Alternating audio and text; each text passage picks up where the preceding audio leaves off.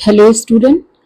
So in this video we will discuss about the chapter 1 that is number system और ये हमारा NCERT pattern का है। तो आप किसी भी बोर्ड के हों, आप CBSE बोर्ड के हों या आप यूपी बोर्ड के हों, अगर आपके स्कूल में NCERT पैटर्न चलता है तो ये आपके लिए है। ओके ना, तो चलिए भाई इस वीडियो में मैं आपको एक्सप्लेन करने वाली हूँ एक्सरसाइज 1.1। मैंने इसके पहले एक वीडियो अपलोड किया हुआ है ऑलरेडी, वो है हमारा चैप्टर 1 का introduction.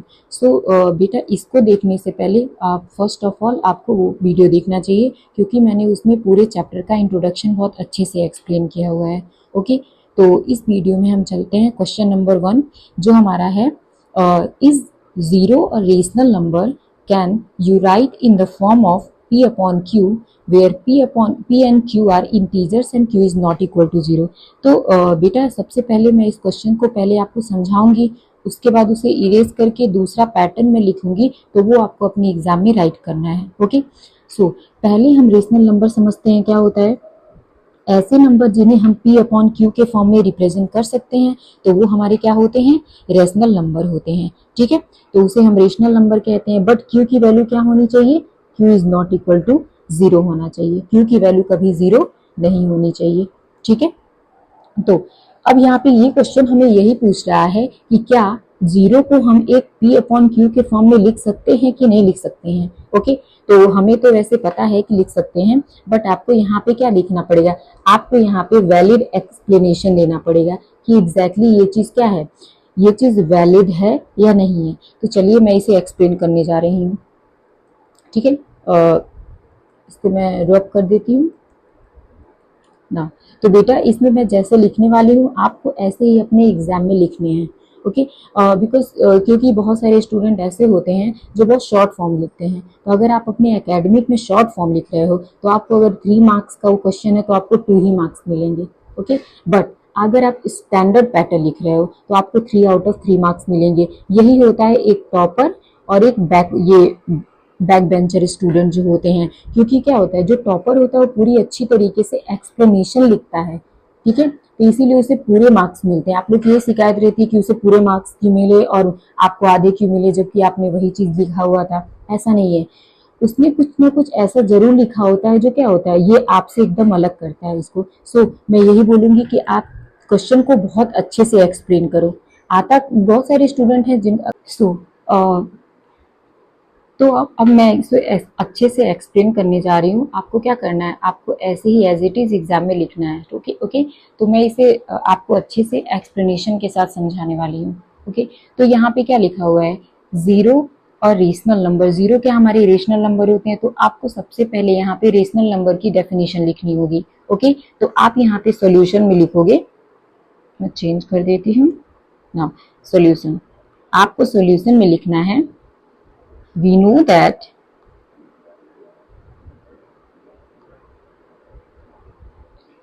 a number which can be represented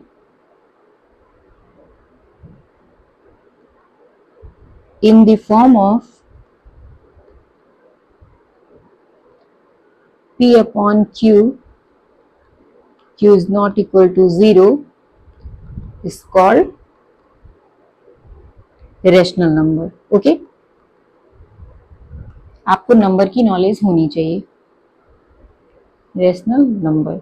okay, तो अब हमें यहाँ पे रेशनल नंबर से रिलेटेड क्या पूछा हुआ है, रेशनल नंबर से रिलेटेड यही पूछा गया है क्वेश्चन में ना, कि क्या जीरो एक रेशनल नंबर है या नहीं है।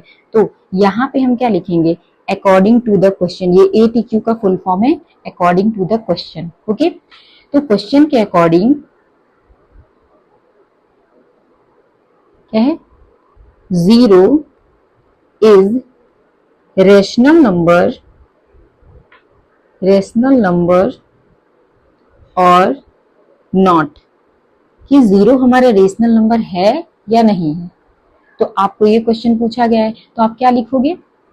तो सबसे पहले तो मैं जीरो के कुछ एग्जाम्पल आपको दे रही हूँ। तो यहाँ पे हम लिख सकते हैं, we know that 0 can be written in the form of, हम 0 को कैसे लिख सकते हैं बेटा ना, 0 को हम कैसे लिख सकते हैं, लाइक 0/2, 0/21, 0/23, 0/3, ओके, लाइक 0/1। तो ऐसे हम क्या कर सकते हैं, हम 0 को राइट कर सकते हैं। तो हम क्या करेंगे, 0 को हम लिखने वाले हैं ऐसे, तो हम इससे क्या, इससे ये सेटिस्फाइड होता है कंडीशन, ये हमारा एक नेसेसरी कंडीशन है जो ये सेटिस्फाई करता है कि 0 को हम P/Q के फॉर्म में लिख सकते हैं। ये सारे P/Q के फॉर्म में ऑलरेडी लिखे गए हैं, और भी नंबर्स ऐसे हैं जिन्हें आप P/Q के फॉर्म में लिख सकते हो, ओके, इसीलिए मैंने यहाँ एटसेट्रा लिखा है। तो यहाँ पे हम क्या कर सकते हैं, तो ये क्या कर रहा है, it satisfied the necessary condition, okay, so here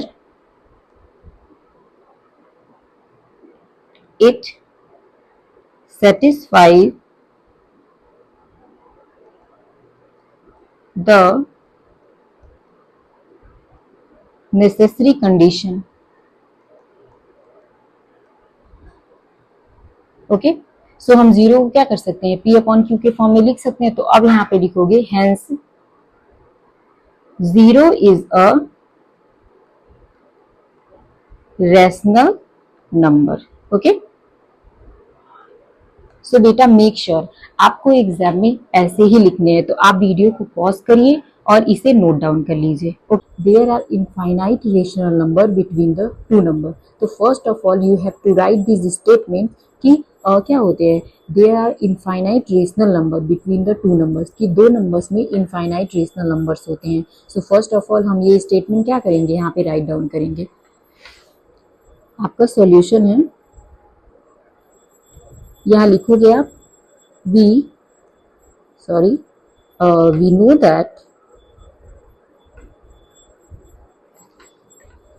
know that there are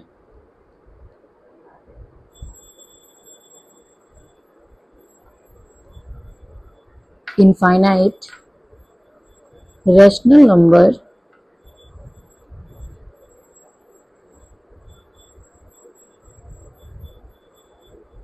between two numbers, okay।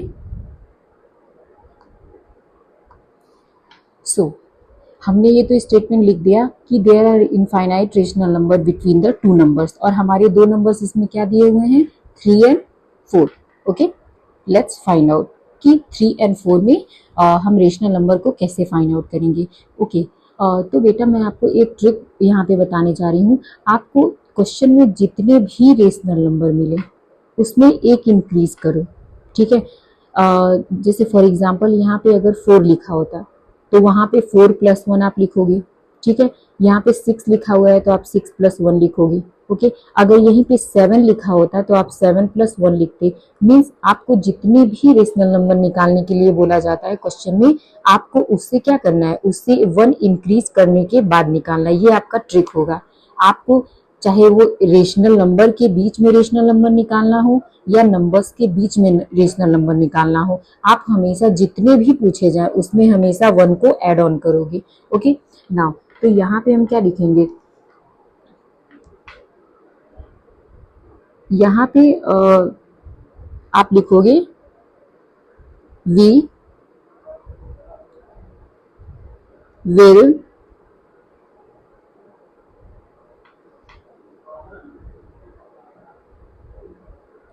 multiply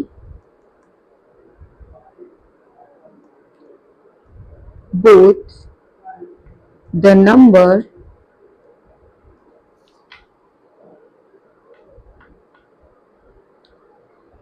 by 6 + 1 = 7, okay. यहाँ बोथ द नंबर क्या है, 3 and 4 है, ओके। नाउ तो अब यहाँ पे क्या करोगे, कोई भी नंबर आपको कभी भी कितने भी नंबर फाइंड करने हो आप यही करने वाले हो। आप इससे करोगे 6 + 1 7 हो गया, तो यहाँ पे आपके पास 3 है, ठीक है। तो मैथ्स जो होता है हमेशा बैलेंस होता है, बैलेंस होना चाहिए।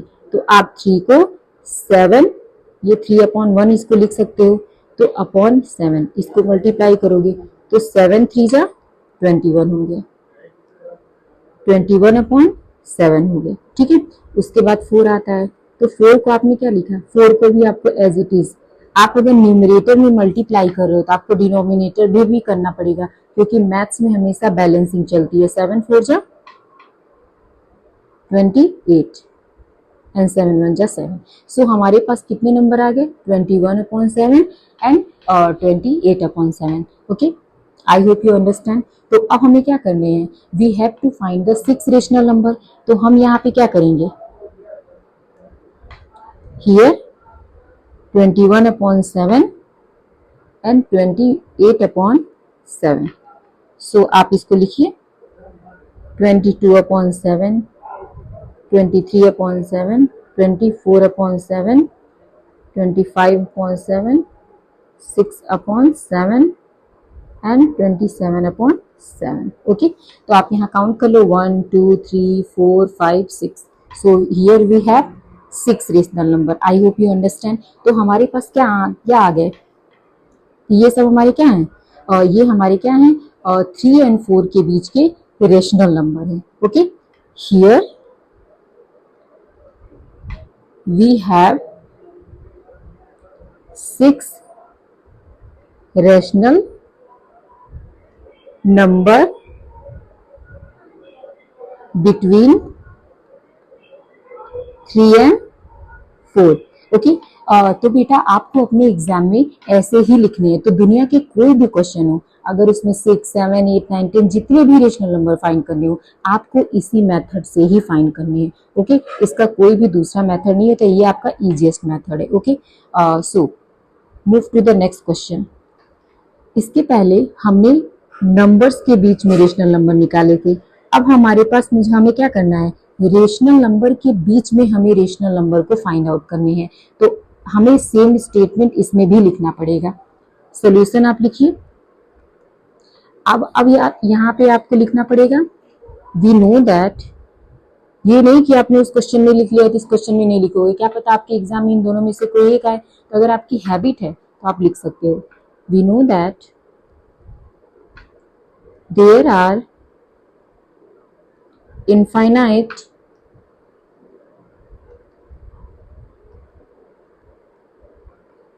rational number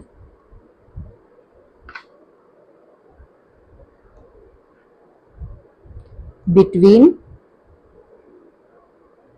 two rational number. वहां पे नंबर था, यहाँ पे रेशनल नंबर है, इसीलिए आपको लिखना इंपॉर्टेंट है। ओके, बेटा ये मैंने नंबर लिखा हुआ है, लिख लेना। एक्चुअली मेरी राइटिंग इतनी अच्छी नहीं है, फिर भी मैं ट्राई कर रही हूँ अच्छी हो। ओके, नाउ तो हमने लिखा यहाँ पे there are infinite rational number between the two rational number. Okay, तो आपको सेम मैच करने हैं। यहाँ पे 5 है तो क्या करोगे, 5 + 1 कर दोगे। ठीक है, सो हम यहाँ पे क्या करेंगे, according to the question we have to find 5 rational number. तो हम क्या करने वाले, we have to find the 5 rational number. For that we will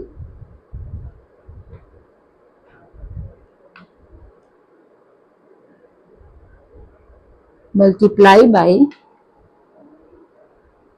क्या करोगे, 5 + 1 = 6 in both rational number. Okay, दोनों नंबर में आप क्या करोगे, 6 से मल्टीप्लाई करोगे। सो मैंने आपको बताया था कि मैथ जो होता है बैलेंस मांगता है। तो आप यहाँ पे क्या करोगे, वी हैव 3/5, तो आप यहाँ पे करने वाले हो 3/5 equal to sorry multiply upon, ये हो जाएगा 6 3 × 18 एंड 5 6 × 30। सेम एज आपके पास है 4/5, और 4/5 में 6 को ऊपर नीचे मल्टीप्लाई कर देंगे। तो आपके पास आ गया 2 रेशनल नंबर। तो अब आपको 2 रेशनल नंबर में फाइंड कर लेना है। ठीक है,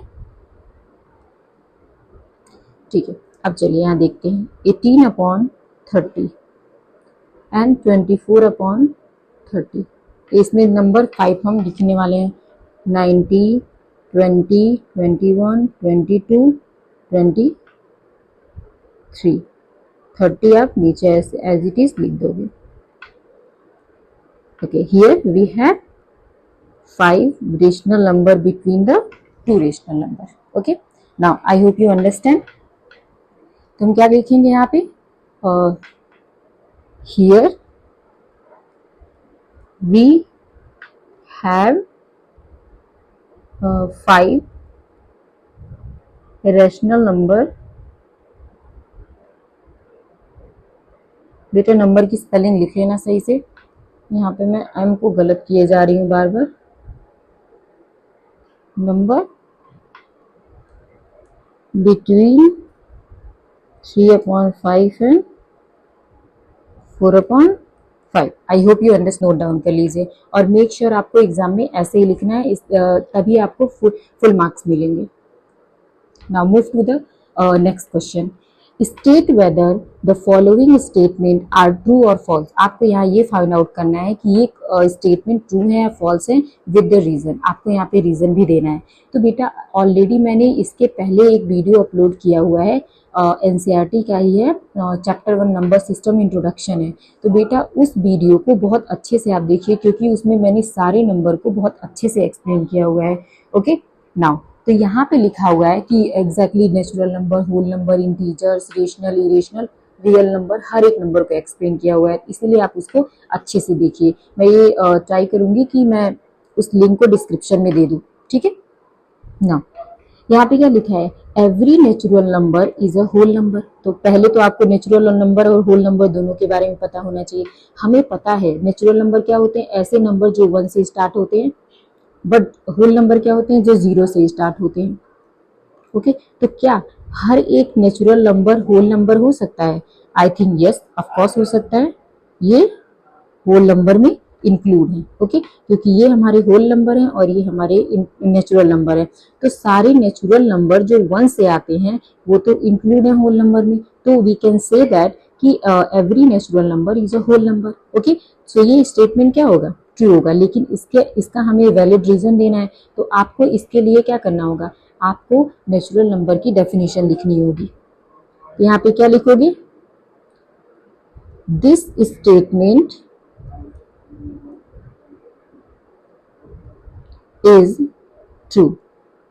क्या है, ये स्टेटमेंट ट्रू है। नेचुरल नंबर के बारे में लिखो, वी नो दैट, ये रीजन है, we know that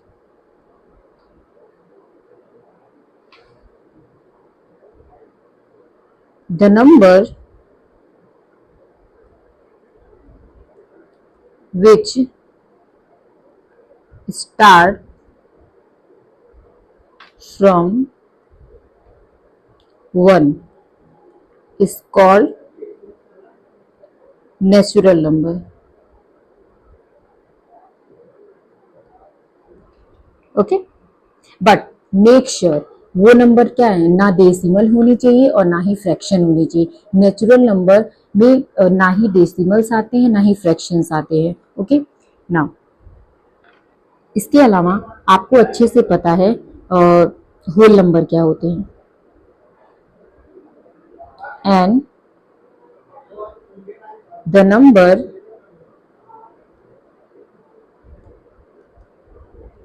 which starts from 0।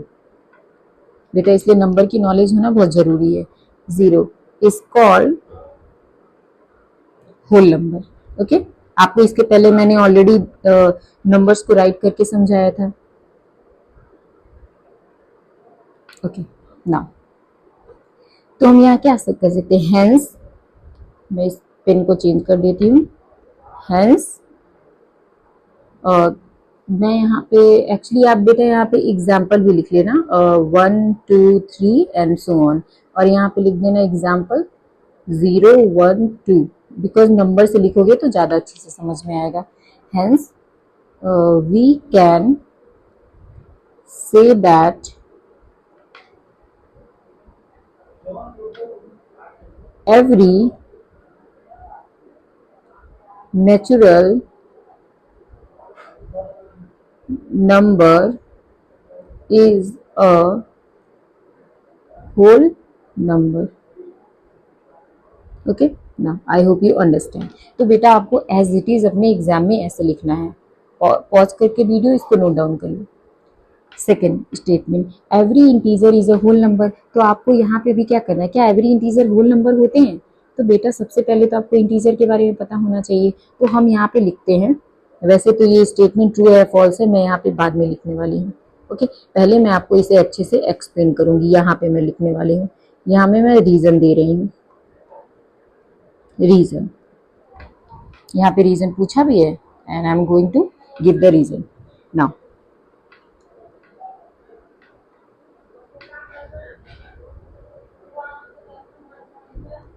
The number which can be represented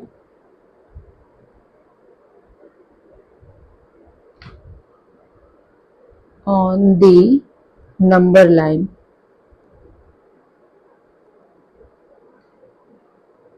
are called, ठीक है, number line are called integer. बेटा आप इंटीजर की डेफिनेशन आप दूसरी तरीके से भी लिख सकते हो, बिकॉज हम इसी स्टेटमेंट को किसी और तरीके से भी एक्सप्लेन कर सकते हैं।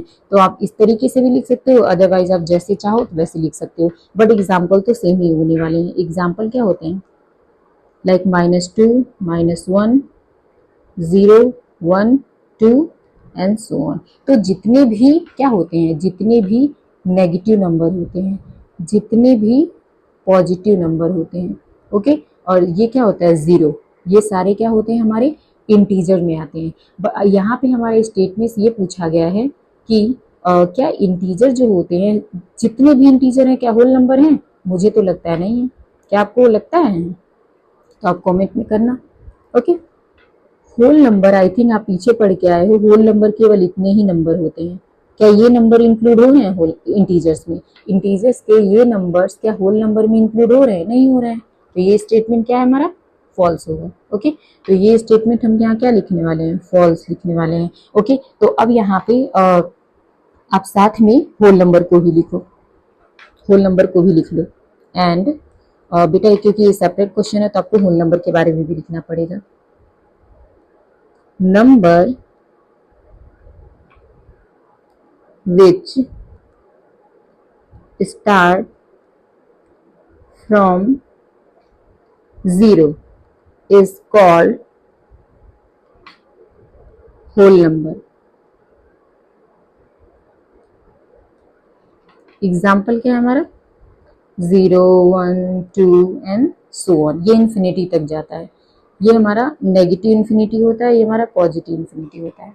ठीक है, सो हम यहाँ क्या कह सकते हैं? यहाँ हम ये कह सकते हैं, hence we can say that every integer is not a whole number. Every integer is not a whole number. Okay, now I hope you understand. तो बेटा आपको अपने एग्जाम में एज इट इज ऐसे लिखना है। पहले आपको स्टेटमेंट लिखना है कैसा है, उसके बाद रीजन देना है क्यों है ऐसा। Okay, next question, every rational is a whole number. क्या सारे रेशनल नंबर होल नंबर होते हैं? मैं यहाँ पे ट्रू या फॉल्स लिखने वाली हूँ, यहाँ पे मैं रीजन लिख लूंगी। ओके, ठीक है, ये स्टेटमेंट फॉल्स है ट्रू है, सबसे पहले हम क्या लिखेंगे? रेशनल नंबर लिखने वाले हैं। डेफिनेशन, कभी भी इस टाइप के क्वेश्चन आए एग्जाम में तो आपको सबसे पहले जो जितने भी नंबर के बारे में पूछा गया, सबसे पहले आपको उस सारे नंबर की एक्सप्लेनेशन मीन्स डेफिनेशन लिखनी एग्जाम्पल के साथ, एंड आफ्टर दैट आपको कहना है कि इस ऑब्जर्वेशन से हमें ये लगता है कि ऐसा है या नहीं है, आपको उस पर डिपेंड करता है। Okay, now we know that the number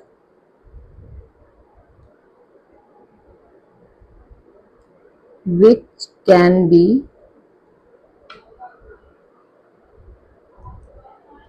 written in the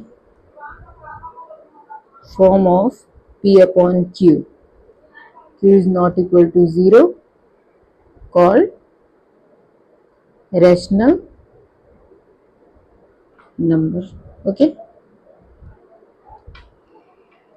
Now example के लिए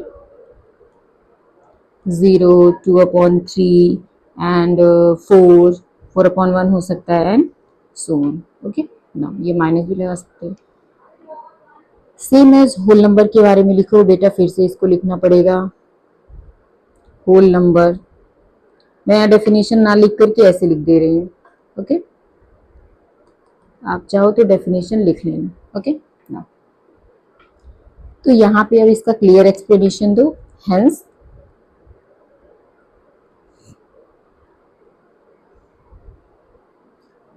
वी कैन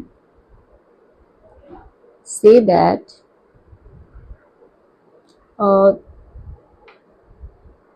बेटा होल नंबर जो होते हैं पूरे क्या होने चाहिए, होल होने चाहिए, इससे इसका नाम ही है कि वो होल होना चाहिए। तो क्या ये जो integers we can say that कि जितने भी होल नंबर होते हैं वो नेगेटिव में आते हैं? होल नंबर में तो नेगेटिव आता ही नहीं है, जबकि हमारे रेशनल नंबर में तो नेगेटिव भी आते हैं। ओके, तो इसमें होल नंबर जो होते हैं नेगेटिव के means we can say that integers जो होते हैं वो हमारे क्या होते हैं, होल नंबर भी होते हैं और नेगेटिव नंबर्स भी होते हैं। लेकिन जितने भी होल नंबर्स होते हैं वो रेशनल नंबर्स तो होते हैं, लेकिन जितने भी रेशनल नंबर्स होते हैं वो होल नंबर नहीं होते हैं। तो हम यहाँ पे क्या लिख सकते हैं, ये हमारा स्टेटमेंट क्या हो जाएगा, फॉल्स हो जाएगा। ओके, क्योंकि यहाँ आपका कोई नेगेटिव नंबर लाई नहीं कर रहा है। ओके, तो यहाँ पे हम क्या लिखने वाले हैं, hence we can say that integer includes whole number as well as negative numbers। तो जितने भी होल नंबर्स होते हैं वो रेशनल होते हैं, ठीक है, but all rational number not whole number. Okay, we can say that all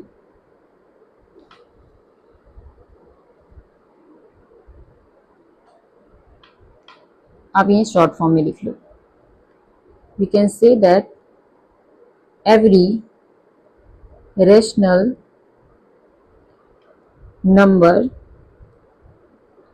is not a whole number.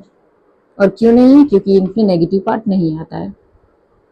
Whole number zero भी आ सकता है, बिकॉज हम 0/1 लिख सकते हैं, is not a whole number. Okay, now I hope you understand. तो बेटा इस वीडियो में बस इतना ही था। अगर आपको वीडियो अच्छी से समझ में आया हो सारे एक्सप्लेनेशन, तो आप इस चैनल को सब्सक्राइब करिए। ओके, इसमें मैं एग्जैक्टली इसमें